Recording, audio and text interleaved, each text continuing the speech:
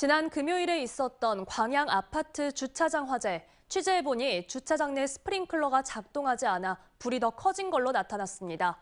주민들은 수년 전부터 소방시설에 문제가 있다고 민원을 넣었지만 제대로 된 조치는 없었습니다. 보도에 김단비 기자입니다. 지난 22일 자동차 10여 대가 불타버린 광양 아파트 화재 현장. 바닥은 온통 까만재로 뒤덮였고 아직도 매캐한 냄새가 가득합니다.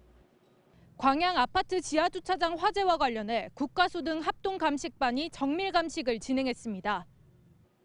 감식반은 불이 시작된 것으로 추정되는 차량을 살펴보며 화재 원인을 찾기 위한 조사에 착수했습니다. 조사 결과 화재 당시 주차장 내 소방시설이 제대로 작동하지 않은 것으로 확인됐습니다. 화재 감지기 2개 중 1개만 화재를 감지했고 불이 진화될 때까지 스프링클러는 터지지 않았습니다. 감지기는 된 것 같은데 요게 이제 스프링클러 만든 것 같아요. 주민들은 예견된 사고라고 주장하고 있습니다. 수년 전부터 일부 세대 스프링클러에 누수가 생기는 등 소방시설에 문제가 있다며 관리사무소와 지자체에 민원을 넣었지만 책임 있는 조치는 없었다고 호소합니다.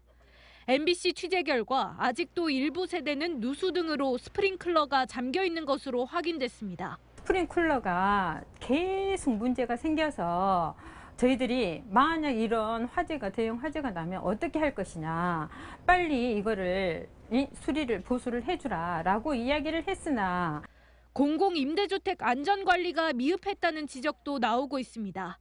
임대아파트 분양 전환 과정에서 아파트 건설 사업자가 임대사업자에게 아파트를 팔아넘겼는데 이 임대사업자는 2020년 부도가 났습니다.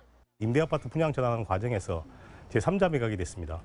이러면서 지금 관리 주체가 지금 불분명해져 가지고 여러 가지로 지금 관리가 안 되는 부분도 있고. 취재진은 아파트 관리사무소에 지난 5월 소방시설 점검 결과를 요청했지만 관리사무소는 공개할 수 없다고 밝혔습니다. MBC 뉴스 김단비입니다. 언제 어디서나 내 손 안의 뉴스. 광주 MBC 뉴스 유튜브 구독으로 함께하세요.